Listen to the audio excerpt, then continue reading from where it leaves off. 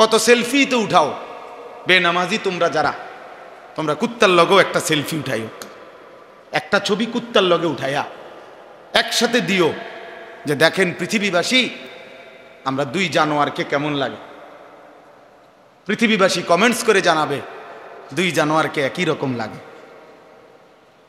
দুই ঠ্যাংওয়ালা এই জানোয়ারও সেজদা দেয় না, চার ঠ্যাংওয়ালা ওই জানোয়ারও সেজদা দেয় না।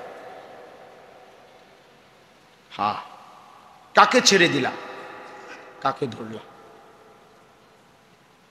কাকে ধরলা? এক ইহুদিকে পছন্দ হলো, এক খ্রিস্টানকে পছন্দ হলো, এক সিনেমার নায়ককে পছন্দ হলো, এক ফুটবলের খেলোয়াড়কে পছন্দ হলো, এক ক্রিকেটের খেলোয়াড়কে পছন্দ হলো, এক সর্বশ্রেষ্ঠ রসূলকে পছন্দ হলো না। ওফো, এর চাইতে বড় লানত, এর চাইতে বড় অভিশাপ বেটা তোর জীবনে আর কিচ্ছু হইতে পারে না। তোর ওই জিন্দিগি ব্যর্থ জিন্দিগি বেটা, তোর ওই জীবন অভিশাপ বেটা, লানত তোর জীবনের উপরে বেটা, লানত তোর জিন্দিগির উপর। যেন যেই ছেলে নামাজ পড়ো না তোর উপরে আল্লাহর লানত, লানত তোর উপরে বেটা, খোদার লানত তোর উপরে। কেন সেজদা দিবি না নাফরমান? তোর মালিক তোরে বানায় নাই,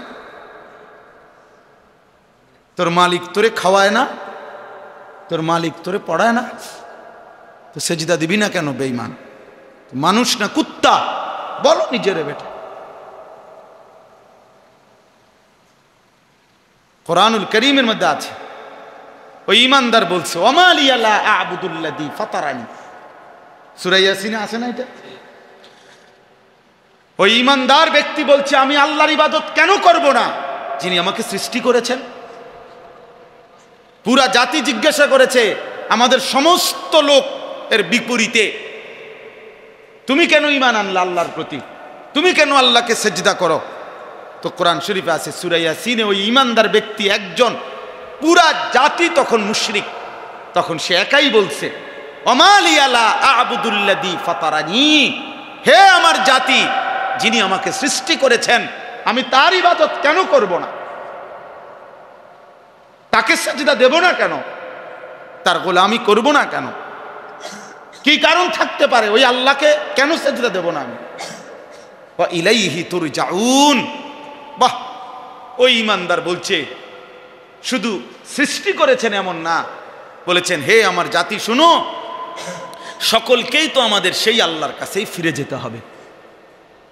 তা একে তো তিনি সৃষ্টি করেও যদি ছেড়ে দিতেন তাইলে তো একটা কথা ছিল যে বানাইয়া ছেড়ে দিছে, আর খবরও নাই, আর নিতও না। আমার মতে আমি খাইয়া টাইয়া পেশাব পায়খানা করে একসময় মইরা সিত্তিয়া কি করে গেলাম, মাটির সাথে মিশে গেলাম, হারায়ে গেলাম, হাড্ডি মাংস গোশত রক্ত সব শেষ। এটা তো কাফেরের কথা, ঠিক কিনা বলেন না কেন? কিন্তু আমরা মুমিন, আমরা বিশ্বাস করি কিনা যে আমাদেরকে আল্লাহর কাছে ফিরতে হবে? বলো না ভাইয়া, ছেলে তোমরা বলো ভাই, তো সেজদা দাও না কেন, নামাজ পড়ো না কেন? আমি দাঁড় করাই বেনামাজি, এখন দাঁড় করাই, আরে অসভ্য এখন দাঁড় করাই, তোরে দেখলেই তো চিনা যায় বেটা, মানুষ না জানোয়ার, এটা তো দেখলেই চিনা যায়। মুসলমান না বেঈমানের পছন্দসই চুল দেখলেই তো বোঝা যায় বেটা, যে আল্লাহকে পছন্দ করো না বেঈমানকে পছন্দ করো, এটা চুল দেখলেই চিনা যায় বেটা। আহা, দুর্ভাগ্য তোমাদের, দুর্ভাগ্য, মালিকই চিনলা না। ওই বাপও বদনসিব যে বাপ তার সন্তানকে আল্লাহ চিনাইতে পারল না। দুর্ভাগা ওই বাপ, দুর্ভাগা না চাচা? ওই বাপও দুর্ভাগা যে বাপ তার সন্তানকে আখিরাত চিনাইতে পারল না, আল্লাহ চিনাইতে পারল না, রসুল চিনাইতে পারল। কি পরিমাণ সুন্দর ছিলেন নবী সাল্লাল্লাহু আলাইহি সাল্লাম, কি পরিমাণ সুন্দর ছিলেন। এক সাহাবীকে জিজ্ঞাসা করছে, হে সাহাবী আপনি বলেন নবী কেমন ছিলেন? তিনি বলছেন ওয়াসিমুল ওয়াজ, তিনি এমন ছিলেন যাকে একবার দেখলে আবার দেখতে মন চায়, দ্বিতীয়বার দেখলে প্রথমবারের চাইতে আরো সুন্দর মনে হয়। যত তারে দেখি ততই নতুন নতুন সুন্দর লাগে, এমন যিনি তিনি আমার রাসূল সাল্লাল্লাহু আলাইহি ওয়াসাল্লাম। আরেক সাহাবীকে বলছেন, আপনি বলেন নবী দেখতে কেমন ছিলেন? ওই সাহাবী বলছেন কাসিমুল ওয়াজ, অর্থ হইল তিনি ছিলেন এমন যার প্রত্যেকটি অঙ্গ আলাদা আলাদা দেখলে মনে হতো সর্বশ্রেষ্ঠ সুন্দর, সারা অঙ্গ একসাথে দেখলেও মনে হইতো সর্বশ্রেষ্ঠ সুন্দর। তার চোখও আলাদা সুন্দর, কানও আলাদা সুন্দর, তার হাতও আলাদা সুন্দর, তার পুরা দেহও আলাদা সুন্দর।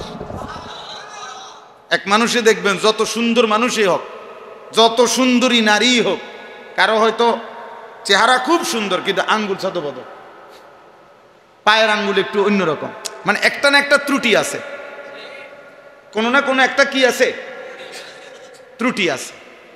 আল্লাহ তাআলা নবী সাল্লাল্লাহু আলাইহি সাল্লামের পবিত্র দেহ মোবারককে এভাবে বানিয়েছেন যে তার প্রত্যেক অঙ্গ আলাদা আলাদাও সর্বশ্রেষ্ঠ, সারা অঙ্গ একসাথে সর্বশ্রেষ্ঠ, সর্বশ্রেষ্ঠ। এত সুন্দর ছিলেন নবী সাল্লাল্লাহু আলাইহি ওয়াসাল্লামের চুল। হযরত বারা ইবনে আযিব, আমি নিজে হাদিসে পড়ছি, তিনি বলেন আমি একদিন নবী সাল্লাল্লাহু আলাইহি সাল্লামের বাবরি চুল আর নবীজির গায়ে একটা চাদর পরা, খোলা মাথা, মানে মাথায় তখন কাপড় বা টুপি ছিল না, এই সময় আমি দেখছি নবীজিকে একদিন। ওই সাহাবী বলতেছেন আমি একবার দেখছি। তিনি বলেন আল্লাহর কসম, কয় যে এরকম খোলা চুলওয়ালা আর চাদর পরা এমন সুন্দর কাউকে আমি জীবনে কোনোদিন আর দেখি নাই। তাহলে নবী সাল্লাল্লাহু আলাইহি সাল্লামের চুল কতটা সুন্দর ছিল। আহ, বেঈমানের মতো চুল রাখলাম, বেঈমানের মতো চুল, ইহুদির মতো, খ্রিস্টানের মতো, হিন্দু বৌদ্ধ নাস্তিক মুরতাদের মতো। আল্লাহকে প্রত্যাখ্যান করলা তোমরা, আল্লাহকে প্রত্যাখ্যান করলা। ব্রাজিলের খেলোয়াড় মুসলমান না, আর্জেন্টিনার খেলোয়াড় মুসলমান না, সিনেমার নর্তকী চরিত্রবান না, সিনেমার নায়ক চরিত্রবান হইতেই পারে না। হাজারো নারীর সাথে যে জিনা এবং ব্যভিচার, অথবা হাজারো নারীর সাথে যে প্রেমের ভালোবাসার অভিনয় করে, তো এটা তো উত্তম চরিত্র হইতে পারে না, এটা তো আখলাক হইতে পারে না। সে প্রিয় হবে কেন? সে প্রিয় হবে কেন? আমি অনুরোধ করি ছেলেরা, বাপ, প্রিয় ভাই, আর কোনো দিন যদি মনে করো আসলাম না, একবারই আসছি, মনে করো একবারই শোনো, এই চুল সুন্দর করো। পৃথিবীতে জালেম, নাফরমান, পাপী এই হিসাবে খাতায় নাম উঠাইও না, আল্লাহর অবাধ্য হইও না, লাঞ্ছিতই হবা। তাইলে ওই কথা ফিরে আসেন। আল্লাহর নবী সাল্লাল্লাহু আলাইহি সাল্লাম যখন ওমর রাদিয়াল্লাহু তাআলা কাঁদতেছিলেন, তো নবী সাল্লাল্লাহু আলাইহি সাল্লাম তখন ওনাকে সান্ত্বনা দিয়ে বললেন, এই একটা কথা বললেন, এটার জন্য এই কথাটা বলছি। নবীজি তখন বললেন আমা তারদা আন তাকুনা লানাল আখিরাহ ওয়া লাহুমুদ দুনিয়া। সুবহানাল্লাহ। নবীজি বললেন, ওমর তুমি কি এই ব্যাপারে, মানে এই কথার উপরে খুশি হবা না যে আমরা আখিরাত থেকে নেব, ওরা দুনিয়া থেকে নেক? সুবহানাল্লাহ, কেমন সুন্দর কথা দেখছেন। মানে ওই কাফেররা, ওই বেঈমানরা কিসের থেকে নেক? দুনিয়া থেকে নেক। আমরা কই থেকে নেব? তো ওই যুবক মুহাম্মদ ইবনে মাসলামার কোন সঙ্গীরা কেউ ওই হুজুরের দিকে তাকাইয়া ওনারে বলছে আর কি, যে ইনি বড় হুজুর, বড় আলেম, বড় মুহাদ্দিস। তো এইটা বলাতে এই যুবক বখাটে উচ্ছৃঙ্খলেই বাজারের সন্ত্রাসী যুবক মুহাম্মদ ইবনে মাসলামা বলছে তার ছেলেদেরকে, সাথের সঙ্গী ছেলেগুলারে, যারে আয় দেখি চাই কির বড় হুজুরের দিকে আমার লগা আজকে বেটার হুজুরগিরি ছুটাইলাম।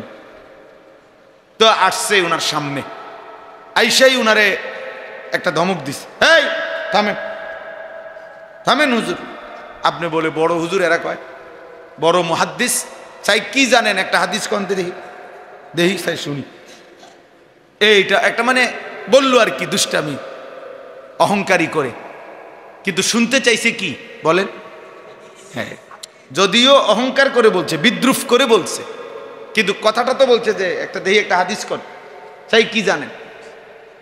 তো ওই বুজুর্গ মুহাদ্দিস, ওই আলেম, উনি থামছে, সাথে সাথে আল্লাহর কাছে একটা দোয়া করছে যে আল্লাহ, তোমার বান্দা যদিও উচ্ছৃঙ্খল, কিন্তু দেখেই মনে হচ্ছে সন্ত্রাসী উশৃঙ্খল, কিন্তু তোমার বন্ধুর রাসূলুল্লাহ সাল্লাল্লাহু আলাইহি সাল্লামের একটা হাদিসে তো শুনতে চাইছে, বিদ্রুপ করে বলুক আর অহংকার করে বলুক, আমি আল্লাহ বলি আপনি বরকত দিয়েন, মানে আল্লাহকে বলছে, আমি বলি শুনাই আপনি বরকত দিয়েন। তখন এই মুহাদ্দিস ইমাম শুবা ওই যুবককে বলছে, শোনো, আল্লাহ নবী সাল্লাল্লাহু আলাইহি সাল্লামের একটা হাদিস হলো, ইযা লাম তাস্তাহি ফাসনা মা শি'তা। নবী সাল্লাল্লাহু আলাইহি ওয়াসাল্লাম বলেন, যখন কারো লজ্জা নাই, হায়া নাই, শরম নাই, তো তুমি যা ইচ্ছা তাই করো। যার লজ্জা চলে যায়, হায়া চলে যায়, তা আল্লাহর নবী সাল্লাল্লাহু আলাইহি সাল্লাম বলছেন, ঠিক আছে যা নাফরমান, তুই যা মন চায় তাই কর, তোমার যেহেতু শরমে নাই, লজ্জাই নাই, তো যা ইচ্ছা তাই করো। এইটাই হাদিস। এই কথা বলে তিনি চলে গেছেন। এই যুবক মুহাম্মদ ইবনে মাসলামা, বাজারের এই উশৃঙ্খল যুবক, তৎক্ষণাৎ বসে গেছে, মানে ওইখানে বসে গেছে আর কি। এবার আর উঠে না। তো সাথের ছেলেগুলো বলতেছে, বস চলেন উঠেন। বলছে ছেলেদেরকে যে, বয় তোরা কি বুঝছো যে নবী সাল্লাল্লাহু আলাইহি সাল্লাম এই হাদিস কাকে বলছে? তো ছেলেরা বলল না। বলছে আল্লাহর নবী সাল্লাল্লাহু আলাইহি সাল্লাম তো এই কথা আমারে বলছে, আমারে না লজ্জা নাই, শরম নাই, যার কারণে আমি বাজারে মানুষের উপরে জোর জুলুম করি, যার যা মন চায় তা ছিনায় নেই, যা ইচ্ছা তাই করি।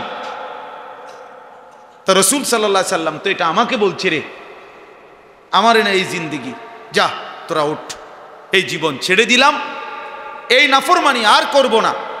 এরপরে উনি এই হুজুর ইমাম শুবা ওনার দরবারে গিয়ে তওবা করে আবার নতুন করে হাদিস শেখা শুরু করছে।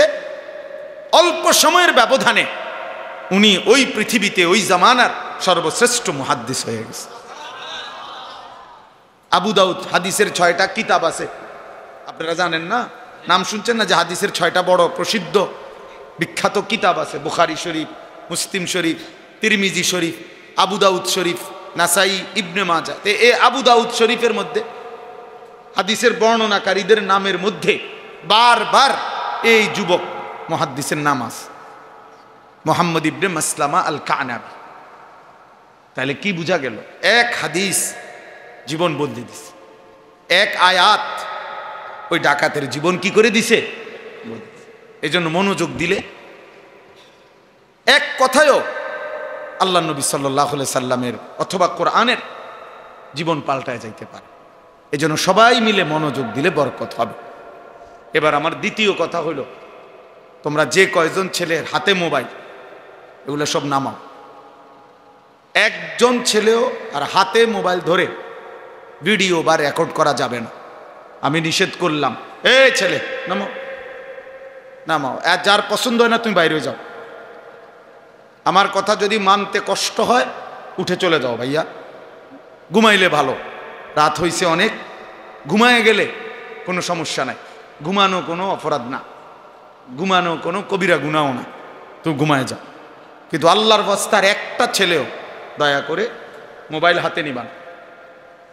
আমি অনুরোধ করলাম, অনুমতিও দিলাম, চলে গেলে আমার কোনো আপত্তি নেই। আমি কোনো ভোটে দাঁড়াইছি না যে ভাইয়া আমার কোনো জনসমর্থন দরকার, আমার কোনো মার্কা দিয়ে আসছি না, আমি ইলেকশনের ওয়ার্কিং করতেছি না, ভোটে দাঁড়াইবার ইচ্ছাও নাই, কাজে আমার এই মানসিকতাও নাই। আমার আল্লাহর কথা বলা দরকার। একজন হলেও অসুবিধা নাই, 1000 জন হলেও কি নাই, অসুবিধা নেই। সংখ্যা কোনো বিষয় না, সফলতা কিংবা ব্যর্থতা সংখ্যার মধ্যে নয়, আল্লাহ গ্রহণ করার মধ্যে, আল্লাহ গ্রহণ করার মধ্যে। কোরআনুল কারীমের মধ্যে আছে, সূরা ইয়াসিনের মধ্যে 3 জন রাসূল, সূরা ইয়াসিনে একটা ঘটনা আছে, অদরিব লাহুম মাসালান আসহাবাল কারিয়া ইয জাআহাল মুরসালুন। এইখানে একটা ঘটনা আছে।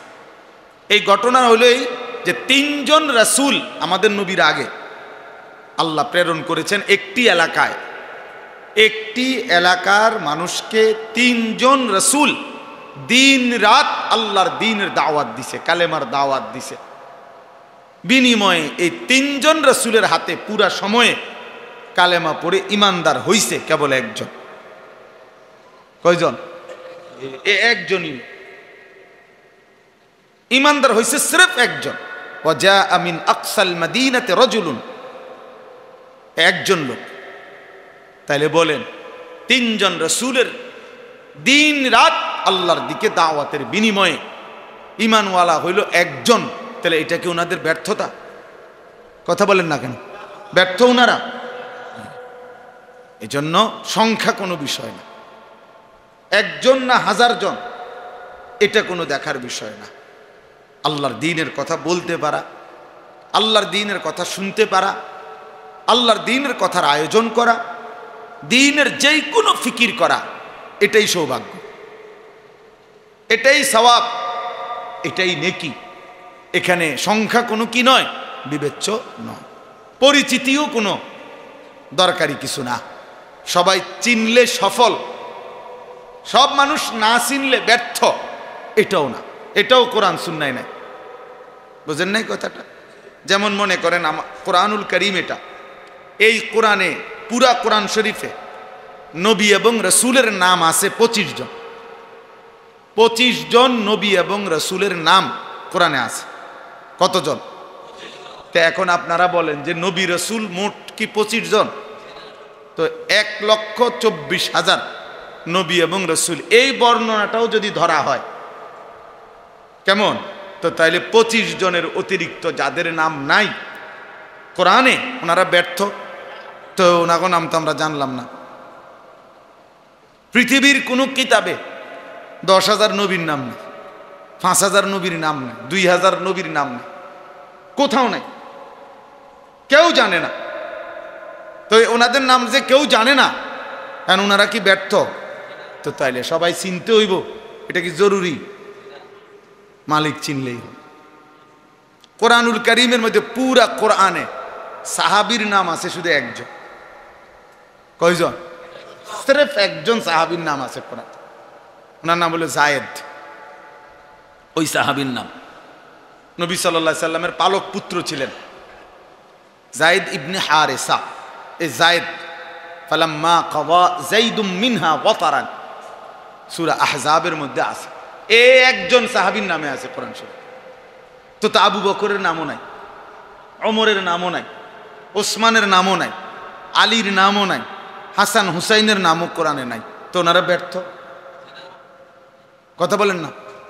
তাইলে তো সাহাবী শুধু একজন, নবীজির সাহাবী একজন, তো কোরআন শরীফে শুধু একজনের নাম। এই জন্য দিন বড় জিনিস, ইসলাম বড়। আমার আল্লাহর কাছে গ্রহণযোগ্য হওয়া, আল্লাহ পাক খুশি হওয়া আমাদের সবার জন্য বড় পাওয়া। এটা আল্লাহর সন্তুষ্টি। ওয়ারিদওয়ানুম মিনাল্লাহি আকবার, কোরআনুল কারীমে আছে আল্লাহ তাআলা বলেন ওয়ারিদওয়ানুম মিনাল্লাহ, আল্লাহর পক্ষ থেকে যে সন্তুষ্টি আকবার, সেটাই হচ্ছে সবচেয়ে বড়। আল্লাহ খুশি হলেন, আল্লাহ গ্রহণ করলেন, আল্লাহ নিলেন, তো এটাই বড় পাওয়া। যদি আমাদের আখিরাত বুঝে আসে। হ্যাঁ, যদি মনে করি আমার জীবনের চাওয়া পাওয়া কেবল দুনিয়া, তাইলে ভিন্ন বিষয়। দুনিয়াতে আমি পদ পাবো, পদবি পাবো, সুনাম হবে, সুখ্যাতি হবে, মিছিল হবে, স্লোগান হবে, মানুষ চিনবে, হ্যাঁ, সবার কাছে পরিচিত হব, তাইলেই দুনিয়াই চাইলাম। কিন্তু আল্লাহকে যদি কেউ চায়, আখিরাতকে কেউ যদি চায়, নবী সাল্লাল্লাহু আলাইহি সাল্লামকে কেউ যদি চায়, তাহলে খোদার কসম তাকে আখিরাতের জন্যই অপেক্ষা করতে হবে। কোরআন শরীফে আছে নবীজি সাল্লাল্লাহু আলাইহি সাল্লামের বিবিদেরকে আল্লাহ তাআলা বলছে, নবীর স্ত্রীদেরকে একটা প্রসঙ্গে আল্লাহ তাআলা বলছে সরাসরি, ওয়া ইন কুনতুন্না তুরিদিনাল্লাহ ওয়া রাসূলাহু ওয়াদ দারাল আখিরা। আল্লাহ বলছে, হে নবীর বিবিরা, তোমরা যদি আল্লাহকে পেতে চাও, রসুলকে পেতে চাও, তোমরা যদি আখিরাতের ঘর জান্নাত পেতে চাও, তো ফাইন্নাল্লাহা আ'আদ্দা লিল মুহসিনাতি মিন কুন্না আজরান আযীমা, তাহলে আল্লাহ সমস্ত নেককার নারীদের জন্যই আখিরাতেই সর্বোত্তম বিনিময় জান্নাত প্রস্তুত করে রেখেছেন। আখিরাত থেকে নিতে হবে, আখিরাত থেকে নিতে হবে, আখিরাত থেকে নিতে হবে। হযরত উমর রাদিয়াল্লাহু তাআলা আনহু, আমরা সবাই নাম জানি কিনা? আজ-জুহাদু মিআতুন, একটা আরবি কিতাব আছে, ওই কিতাবে আমি পড়ছি। হযরত উমর রাদিয়াল্লাহু তাআলা আনহু একদিন নবীজি সাল্লাল্লাহু আলাইহি ওয়াসাল্লামের ঘরে হুজরায় কামরায় গেলেন নবীজির সাথে সাক্ষাতের জন্য। ঘরের মধ্যে যাইতে পারতেন ওমর, কেন? নবী সাল্লাল্লাহু আলাইহি সাল্লামের একজন স্ত্রী ছিল ওমরের মেয়ে হাফসা রাদিয়াল্লাহু তাআলা আনহা, তো উনি ওমরের মেয়ে, এই হিসাবে ওই মেয়ের মাধ্যমে তিনি কথা বলে ঘরে যাইতে পারতেন, মানে হুজরার ভিতরেও কি করতেন? যাইতে পারতেন, যেহেতু নবীজির স্ত্রী উনার মেয়ে। তো ওমর রাদিয়াল্লাহু তাআলা আনহু গেলেন নবীজির কামরায়, গিয়া দেখছেন আল্লাহ নবী সাল্লাল্লাহু আলাইহি ওয়াসাল্লাম শুয়ে আছেন। হযরত ওমর তাকাইলেন, এই নবীজির ঘরটায় কামরাটায় চারটা জিনিস শুধু দেখছে তখন। এক নাম্বার, একটা চাটাই, আমরা চাটাই তো বোঝেন না, হোগলা চাটাই, তো ওইখানে স্পষ্ট আছে হাদিসে। ওমর রাদিয়াল্লাহু তাআলা আনহু দেখলেন যে চাটাইয়ের উপরে কোনো বিছানার চাদর বা কিছুই নাই, শুধু চাটাইয়ের উপরে নবীজির শোয়া। ওয়াকাদ আসসারা আলা জামবিহি, চাটাইয়ের দাগ নবীজির পবিত্র দেহ মোবারকের মধ্যে দাগ দাগ লাগে গেছে। এলো এক। দুই, একটা ছোট্ট বালিশ মাথার মধ্যে দেখলেন, এটা হলো খেজুরের ছাল দিয়ে বানানো, ভিতরে খেজুরের ছাল ভরা এই ছোট্ট বালিশ। তিন, পায়ের কাছে কিছু ছাতু, ছাতু তো মুরব্বীরা ছিলেন আগে, যে আটার মতো, হ্যাঁ, গুলাইয়া, পানি দিয়া গুলাইয়া খাইতো, যে এটা আপনারা কি বলেন? হাতু, ছাতু, এই এগুলো যেগুলো শুধু কেবল পানি দিয়া গুলাইয়া খাবে, এতটুকুই খাবারটা, এটাই। না কোনো তরকারি আছে, না কোনো গোশত আছে, না কোনো মাছ আছে, না কোনো ভাত আছে, কিচ্ছু নাই, শুধুই ছাতু, এইটুকু খাবারের। কয়টা হলো? তিনটা। চার নাম্বার হলো মাথার উপরে দেখছেন একটা চামড়া, একটা শুকানো চামড়া ঝুলানো কোনো একটা বকরির চামড়া। কেন সেটা? সেটার মধ্যে বিছায়া নামাজ পড়বেন। এই চারটা জিনিস, একটা চাটাই, একটা খেজুরের ছাল ভর্তি বালিশ, কিছু ছাতু যা পানি দিয়ে মিশিয়ে খাবেন, আর একটা চামড়া ঝুলানো যেটা দিয়ে নামাজ পড়েন মুসল্লার মতো। হযরত ওমর রাদিয়াল্লাহু তাআলা আনহু হাদিসে আছে প্রচণ্ডভাবে কাঁইদা উঠছেন, চোখের পানি ফেলতেছিলেন। আল্লাহর নবী সাল্লাল্লাহু আলাইহি ওয়াসাল্লাম বললেন, মা ইয়াবকিকা ইয়া ওমর, হায় ওমর, কে তোমারে কাঁদালো, কাঁদতেছো কেন? তখন হযরত ওমর রাদিয়াল্লাহু তাআলা আনহু নবী সাল্লাল্লাহু আলাইহি সাল্লামকে বললেন, লিমা লা আবকি ইয়া রাসূলুল্লাহ, হে আল্লাহর নবী, আমি কাঁদবো না কেন? আপনার এই হালাত, আপনার এই জিন্দেগির এই দৃশ্য, ও আনতা সফওয়াতুর রাসূল, অথচ আপনি হচ্ছেন সমস্ত রাসূলদের সারাংশ, আপনি হচ্ছেন সমস্ত রাসূলদের মধ্যে শ্রেষ্ঠ, না শুধু সমস্ত রাসূলের সমস্ত সিফাত, সমস্ত গুণ, সমস্ত মর্যাদা, সমস্ত বৈশিষ্ট্যের সারাংশ আপনি রাসূল। আচে খুবা হামাদারান তু তনহাদারি। আল্লামা ইকবাল বলছে, হে নবী, ১৬ লক্ষ নবীর যত গুণ, যত বৈশিষ্ট্য, যত সিফাত, যত মুজিজা আপনার মাঝে যদি তালাশ করি, আপনি একার মাঝেই সব খুঁজে পান। তু তনহাদারি, আপনি একাই সব, আপনি একাই সব। সমস্ত নবীর সব গুণ, সব মুজিজা আপনার মধ্যে আছে। তো হযরত ওমর রাদিয়াল্লাহু তাআলা বলেন, আনতা সাফওয়াতুর রাসূল, আপনি হচ্ছেন সমস্ত রাসূলদের সারাংশ, আপনি সর্বশ্রেষ্ঠ রাসূল। আর আপনার এই হালাত, আপনার ঘরের এই জীর্ণ শীর্ণ দশা, ওয়াল কিসরা ওয়াল কাইসার ইয়ালবাসুন আল হারির ওয়াদ দিবাজ, এবং যারা রোমের বাদশাহ, পারস্যের বাদশাহ, তিনি বললেন তারা রেশমি পোশাক, রেশমি জামা, রেশমি বিছানার মধ্যে তারা ঘুমায়, তাদের বিছানা, তাদের পোশাক রেশমের তৈরি। আর আপনার এই জীর্ণ শীর্ণ হালাত দেখে, অথচ আপনি শ্রেষ্ঠ, আপনি আল্লাহর সবচেয়ে প্রিয়, আপনি মাহবুব, আমি এই দৃশ্য দেখে কাঁদবো না কেন, এই বলে কাঁদতেছিলেন। এই তখন বাপ, যুবক ভাই তোমাদেরকেও বলি, ছেলেরা, আমার প্রিয় ভাই, তুমি হাতে ধরে ইসলামকে ফেলে দিলা, দ্বীনকে ফেলে দিলা। তোমরা জানো না কত বড় শ্রেষ্ঠতম নেয়ামত তোমরা হাতে ইচ্ছা করে ছুঁড়ে ফেললে। তোমরা যারা নিজেদের চুল বেঈমানের মতো রাখছো ভাইয়া, তোমরা ইচ্ছা করে শ্রেষ্ঠতম ধর্ম ইসলামকে প্রত্যাখ্যান করলা। তোমরা যারা এক ওয়াক্ত নামাজ পড়ো না, আমার প্রিয় ভাই, তুমি ইচ্ছা করে নিজের হাতে নিজের সবচেয়ে বড় সফলতাটা ছুঁড়ে ফেলে দিলা, ছুঁড়ে ফেলে দিলা। তুমি জানো না তুমি কি পরিমাণ বোকামি করছো। এই পৃথিবী সবাই ভোগ করে, এই ভাত মাছ চাল ডাল, এই হাসি আনন্দ, এই রং তামাশা, এটা সবারই আছে, সবারই আছে। তুমি যদি ভিন নারী দেখে, ছবি দেখে, অশ্লীল দৃশ্য দেখে, অসভ্য নারী দেখে, উলঙ্গ ছবি দেখে মজা পাও, খোদার কসম একজন স্বামী তার পবিত্র হালাল স্ত্রী থেকে তার চাইতে বেশি আরাম পায়, তার চাইতে বেশি আনন্দ পায়। কাজেই হালালের মধ্যেও তো তৃপ্তি আছে, হালালের মধ্যেও তো সুখ আছে, হালালের মধ্যেও তো আনন্দ আছে। তুমি কেন ইচ্ছা করে আল্লাহকে ছেড়ে দিলা, রসুলকে ছেড়ে দিলা, আখেরাতকে ছেড়ে দিলা? চেহারা দেখলেই বোঝা যায় অনেক ছেলে তোমরা নামাজ পড়ো না, বেনামাজি সন্তান, চেহারা দেখলেই বোঝা যায়। বেনামাজির চেহারা আর জানোয়ারের চেহারা বরাবর, বেনামাজির চেহারা আর কুত্তার চেহারা বরাবর, বেনামাজি আর কুকুর এক সমান, জানোয়ার একই সমান। ওই জানোয়ারও সেজদা দেয় না, মানুষ নামের এই জানোয়ারও সেজদা দেয় না, বরাবর। এজন্য কোরআনুল কারীমে আল্লাহ তাআলা স্পষ্ট বলছে সূরা আরাফের মধ্যে, রাগ করার কোনো সুযোগ নেই।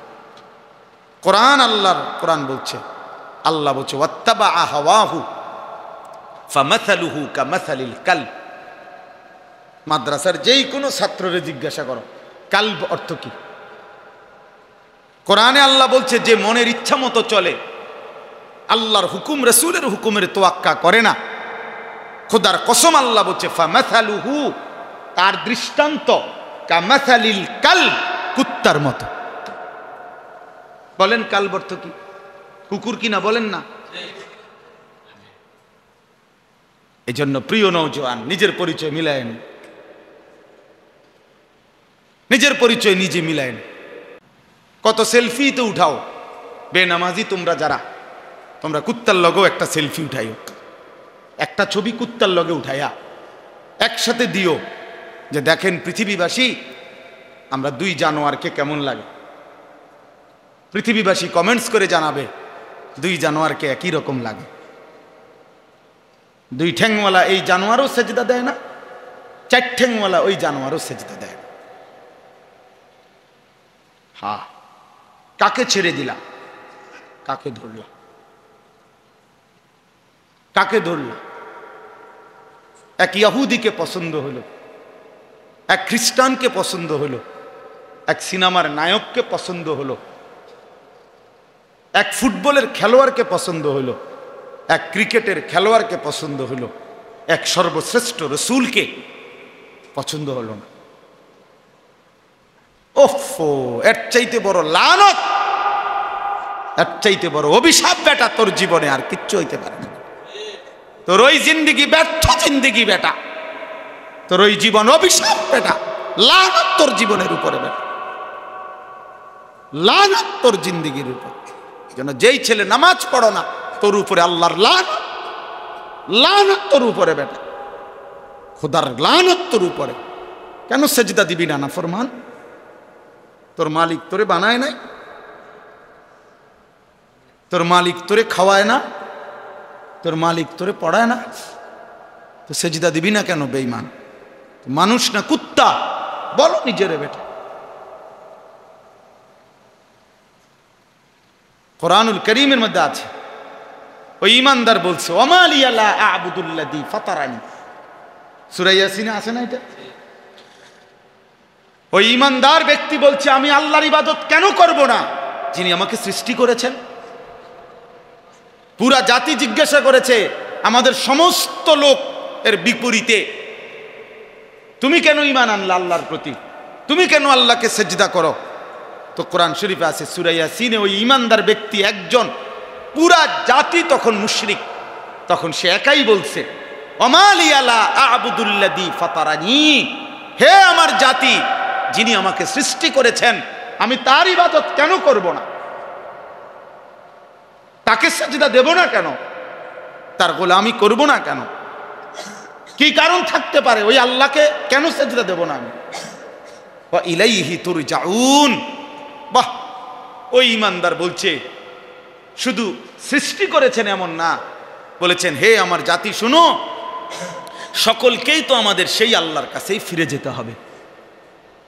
তা একে তো তিনি সৃষ্টি করেও যদি ছেড়ে দিতেন, তাইলে তো একটা কথা ছিল যে বানাইয়া ছেড়ে দিছে, আর খবরও নাই, আর নিতও না। আমার মতে আমি খাইয়া টাইয়া পেশাব পায়খানা করে একসময় মইরা সিত্তিয়া কি করে গেলাম, মাটির সাথে মিশে গেলাম, হারায়ে গেলাম, হাড্ডি মাংস গোশত রক্ত সব শেষ। এটা তো কাফেরের কথা, ঠিক কিনা বলেন না কেন? কিন্তু আমরা মুমিন, আমরা বিশ্বাস করি কিনা যে আমাদেরকে আল্লাহর কাছে ফিরতে হবে? বলো না ভাইয়া, ছেলে তোমরা বলো ভাই, তো সেজদা দাও না কেন, নামাজ পড়ো না কেন? আমি দাঁড় করাই বেনামাজি, এখন দাঁড় করাই, আরে অসভ্য এখন দাঁড় করাই, তোরে দেখলেই তো চিনা যায় বেটা, মানুষ না জানোয়ার, এটা তো দেখলেই চিনা যায়। মুসলমান না বেঈমানের পছন্দসই, চুল দেখলেই তো বোঝা যায় বেটা যে আল্লাহকে পছন্দ করো না বেঈমানকে পছন্দ করো, এটা চুল দেখলেই চিনা যায় বেটা। আহা, দুর্ভাগ্য তোমাদের, দুর্ভাগ্য, মালিকই চিনলা না। ওই বাপও বদনসিব যে বাপ তার সন্তানকে আল্লাহ চিনাইতে পারল না। দুর্ভাগা ওই বাপ, দুর্ভাগা না চাচা? ওই বাপও দুর্ভাগা যে বাপ তার সন্তানকে আখিরাত চিনাইতে পারল না, আল্লাহ চিনাইতে পারল না, রসুল চিনাইতে পারল। কি পরিমাণ সুন্দর ছিলেন নবী সাল্লাল্লাহু আলাইহি সাল্লাম, কি পরিমাণ সুন্দর ছিলেন। এক সাহাবীকে জিজ্ঞাসা করছে, হে সাহাবী আপনি বলেন নবী কেমন ছিলেন? তিনি বলছেন ওয়াসিমুল ওয়াজ, তিনি এমন ছিলেন যাকে একবার দেখলে আবার দেখতে মন চায়, দ্বিতীয়বার দেখলে প্রথমবারের চাইতে আরো সুন্দর মনে হয়। যত তারে দেখি ততই নতুন নতুন সুন্দর লাগে, এমন যিনি তিনি আমার রাসূল সাল্লাল্লাহু আলাইহি ওয়াসাল্লাম। আরেক সাহাবীকে বলছেন আপনি বলেন নবী দেখতে কেমন ছিলেন? ওই সাহাবী বলছেন কাসিমুল ওয়াজ, অর্থ হইল তিনি ছিলেন এমন যার প্রত্যেকটি অঙ্গ আলাদা আলাদা দেখলে মনে হতো সর্বশ্রেষ্ঠ সুন্দর, সারা অঙ্গ একসাথে দেখলেও মনে হইতো সর্বশ্রেষ্ঠ সুন্দর। তার চোখও আলাদা সুন্দর, কানও আলাদা সুন্দর, তার হাতও আলাদা সুন্দর, তার পুরা দেহও আলাদা সুন্দর। এক মানুষে দেখবেন যত সুন্দর মানুষই হোক, যত সুন্দরী নারী হোক, কারো হয়তো চেহারা খুব সুন্দর কিন্তু আঙ্গুল ছদবদ, পায়ের আঙ্গুল একটু অন্যরকম, মানে একটা না একটা ত্রুটি আছে, কোনো না কোনো একটা কি আছে, ত্রুটি আছে। আল্লাহ তাআলা নবী সাল্লাল্লাহু আলাইহি সাল্লামের পবিত্র দেহ মোবারককে এভাবে বানিয়েছেন যে তার প্রত্যেক অঙ্গ আলাদা আলাদাও সর্বশ্রেষ্ঠ, সারা অঙ্গ একসাথে সর্বশ্রেষ্ঠ, সর্বশ্রেষ্ঠ। এত সুন্দর ছিলেন নবী সাল্লাল্লাহু আলাইহি ওয়াসাল্লামের চুল। হযরত বারা ইবনে আযিব, আমি নিজে হাদিসে পড়ছি, তিনি বলেন আমি একদিন নবী সাল্লাল্লাহু আলাইহি সাল্লামের বাবরি চুল আর নবীজির গায়ে একটা চাদর পরা, খোলা মাথা, মানে মাথায় তখন কাপড় বা টুপি ছিল না, এই সময় আমি দেখছি নবীজিকে একদিন। ওই সাহাবী বলতেছেন আমি একবার দেখছি।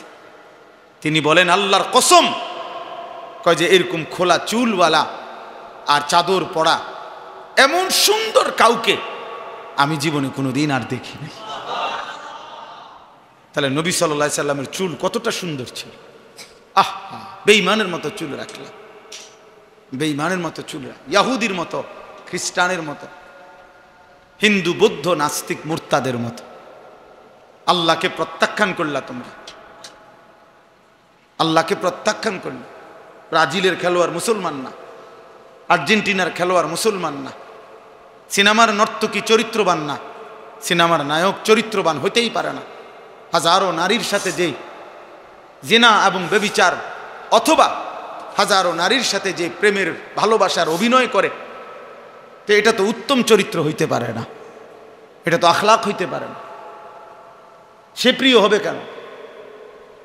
সে প্রিয় হবে কেন? আমি অনুরোধ করি ছেলেরা, বাপ, প্রিয় ভাই, আর কোনো দিন যদি মনে করো আসলাম না, একবারই আসছি, মনে করো একবারই শোনো, এই চুল সুন্দর করো। পৃথিবীতে জালেম, নাফরমান, পাপী এই হিসাবে খাতায় নাম উঠাইও না, আল্লাহর অবাধ্য হইও না, লাঞ্ছিতই হবা। তাইলে ওই কথা ফিরে আসেন। আল্লাহর নবী সাল্লাল্লাহু আলাইহি সাল্লাম যখন ওমর রাদিয়াল্লাহু তাআলা কাঁদতেছিলেন, তো নবী সাল্লাল্লাহু আলাইহি সাল্লাম তখন ওনাকে সান্ত্বনা দিয়ে বললেন, এই একটা কথা বললেন, এটার জন্যই কথাটা বলছি। নবীজি তখন বললেন, আমা তারদা আন তাকুনা লানাল আখিরাহ ওয়া লাহুমুদ দুনিয়া। সুবহানাল্লাহ। নবীজি বললেন, ওমর, তুমি কি এই ব্যাপারে, মানে এই কথার উপরে খুশি হবা না যে আমরা আখিরাত থেকে নেব, ওরা দুনিয়া থেকে নেক? সুবহানাল্লাহ, কেমন সুন্দর কথা দেখছেন। মানে ওই কাফেররা, ওই বেঈমানরা কিসের থেকে নেক? দুনিয়া থেকে নেক। আমরা কই থেকে নেব? আন তাকুনা লানা, লানা মানে আমাদের জন্য, আল আখিরা, হোক আখিরাত, ওয়ালা হুমুদ দুনিয়া, আর তাদের জন্য হোক কি দুনিয়া। তুমি রাজি হবা না? কাঁদো কেন? তো হাদিসে আছে হযরত ওমর রাদিয়াল্লাহু তাআলা আনহু তখন চোখের পানি মুছে তখন তিনি বলেন, ওয়াল্লাহি ইন্নী লারাদিন ইয়া রাসূলুল্লাহ, হে আল্লাহর রাসূল, হ্যাঁ আল্লাহর কসম আমি এতেই রাজি। ঠিক আছে, আমরা আখিরাত থেকেই নেব, বেঈমান দুনিয়া থেকে নেক। এজন্য আমরাও আলহামদুলিল্লাহ বলি, মাদ্রাসায় পড়েছি আমরা, আল্লাহর দ্বীনের যেটুকু পারি খেদমত করি।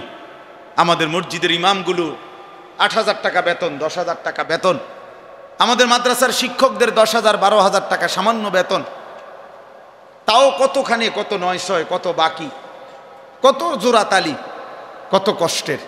কিন্তু এরপরেও আমরা আলহামদুলিল্লাহ দিল থেকে বলি যে আমরা আখিরাত থেকে নেব।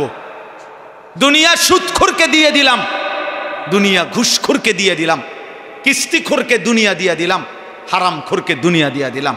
যা বেঈমান, তুই দুনিয়া নে, আমি আখিরাত থেকে নেব ইনশাআল্লাহ। যা সুদখোর, তুই খা, সুদ খা, খা, তোরে দুনিয়া দিয়া দিলাম, তুই খা, তুই ভাঙ্গাসার তেলাপিয়া খা, তুই বাতার মাছ খা, আর পেশাব পায়খানা কর, আর ঘুমা, তুই দুনিয়া ভোগ কর, আমরা আখিরাত থেকে নেব ইনশাআল্লাহ। এজন্য মুমিন কই থেকে নেবে? আখিরাত থেকে। ইমানদার আখিরাত থেকে নেবে। আল্লাহর নবী সাল্লাল্লাহু আলাইহি সাল্লাম খন্দকের যুদ্ধের দিন নবীজি সাল্লাল্লাহু আলাইহি সাল্লাম নিচে পাথর খনন করছেন, নিজে কাটা পাথর বালু সহ মাথায় নিয়ে বাহিরে ফেলছেন। ফলে হাদিসে আছে সারা শরীর নবীজি সাল্লাল্লাহু আলাইহি সাল্লামের দেহ মোবারক বালুতে একেবারে আড়াল হয়ে গেছে ওই খন্দকের যুদ্ধের সময়। তো সাহাবীরা খুব অনুরোধ করতেছিলেন, ইয়া রাসূলুল্লাহ, আপনি পাথর কাইটেন না, আপনি এই খাড়ি এগুলো, টুকরি এগুলো আপনি বহন কইরেন না, আপনার শরীরে বালুয়ে পূর্ণ হয়ে গেছে, আপনার কষ্ট হইতেছে, আমরাই করতেছি, আপনি দাঁড়াইয়া থাকেন, শুধু দেখেন। কসম খোদার, বুখারীর হাদিস, আল্লাহর নবী সাল্লাল্লাহু আলাইহি সাল্লাম সাহাবীদের দিকে তাকিয়ে বললেন, আল্লাহুম্মা লা আইশা ইল্লা আইশাল আখিরাহ, আয় মাওলা, আমি দুনিয়ার সুখ আর আরাম চাই না, আমি শুধু আখিরাতের আয়েশ চাই। মানে সাহাবীদেরকে বললেন, সাহাবীরা আমি দুনিয়ার আরাম চাই নাই তো, আল্লাহ তো আমার দুনিয়া পুরাটা দিতে চাইছে। হাদিসের মধ্যে আছে নবী সাল্লাল্লাহু আলাইহি সাল্লামকে আল্লাহ তাআলা বলছে, বন্ধু আপনি যদি বলেন উহুদ পাহাড়টাকে স্বর্ণ বানিয়ে আপনার সাথে চালাইয়া দেব, মানে সাক্কার মতো গাড়ির মতো পুরাটা পাহাড়। উহুদ পাহাড় কত জানেন? 8.5 কিলোমিটার লম্বা, 8.5 কিলো লম্বা উহুদ পাহাড়। মসজিদে নববী থেকে রাসূলুল্লাহ সাল্লাল্লাহু আলাইহি সাল্লামের রওজায়ে আতহারের এখান থেকে দাঁড়াইলে উহুদ পাহাড় দেখা যায়। এই 4-5 কিলো হইব না জুবাইর ভাই? 4-5 কিলো দূরে মসজিদ থেকে, কিন্তু স্পষ্ট পাহাড়ের চূড়া দেখা যায়। এই 8.5 কিলোমিটার লম্বা এত বড় পাহাড়। আল্লাহ বলছে, বন্ধু আপনি বললে এটা পুরাটারে স্বর্ণ বানিয়ে আপনার সাথে এটা চলবে, মানে লগে থাকবো, আর এটা লগে আপনার যখন যা লাগবে আপনি শুধু নিবেন।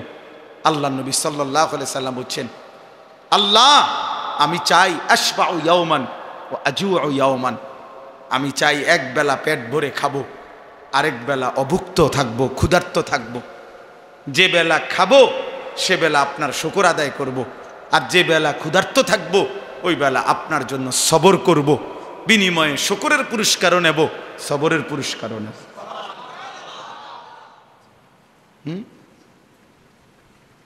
আজুউ ইয়াওমান আশবাউ ইয়াওমান। এজন্য নবী সাল্লাল্লাহু আলাইহি সাল্লামকে চেনা দরকার, আল্লাহকে চেনা দরকার, আখিরাতকে চেনা দরকার। আজকে আমরা এটা বোঝা উচিত। আমাদের বাবারা যারা আছেন, আপনারা যদি আপনাদের সন্তানের দিকে নজর না দেন, বাপ আগামী প্রজন্ম ইসলাম পাবে না।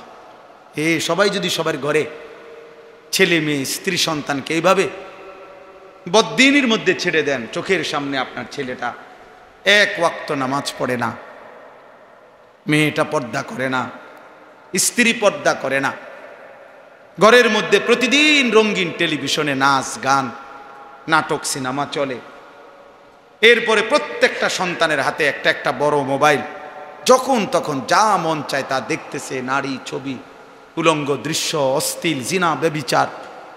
তো এভাবে যদি আগামী 50 বছর চলে, আগামী 30 বছর চলে, তো এর পরের জেনারেশনের কি অবস্থা হবে বলে?